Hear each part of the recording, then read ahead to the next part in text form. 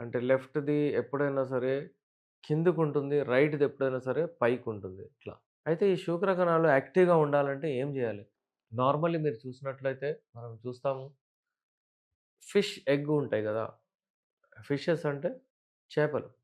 ఆ చేపల గుడ్లేవైతే ఉంటాయో అవి చాలా న్యూట్రిషియస్ ఉంటాయి. శూక్ర కణాలను ఎక్కువ జేస్తాయి. శూక్ర కణాలు చాలా important part of our life.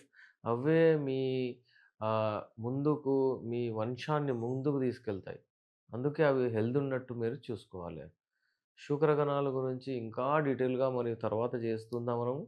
ఇదైతే మీకు అర్థమైంది గదా! శూక్ర కణాలు ఎక్కడ ప్రొడక్షన్ అవుతాయి? దాని జర్నీ ఎక్కడి నుంచి ఎక్కడి వరకు పోతది? అది ఎలా హెల్తీ ఎలా అవుతాయి? అది ఉండడం వలన ఎలా గుడ్డుకు అది పోయి కలుస్తుంది? శూక్ర కణాలు ఎప్పుడు తక్కువవుతాయి?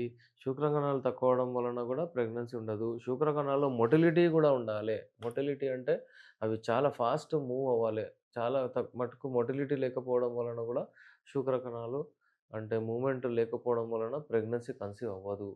శూక్ర కణాలు అక్కడి వరకు అసలు ఎళ్ళలేదు. ఆ ఫ్లాజిల్లాలో ఆ టెయిల్‌లో ఆ దమ్ ఉండదు.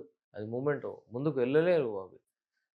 అందుకే ఆ మోటిలిటీని పెంచే మెడిసిన్స్ యునానీలో మన దగ్గర ఉంటాయి. హల్వా రూపంలో, టాబ్లెట్ రూపంలో, క్యాప్సూల్ రూపంలో 100% మనకు రిజల్ట్స్ వస్తాయి.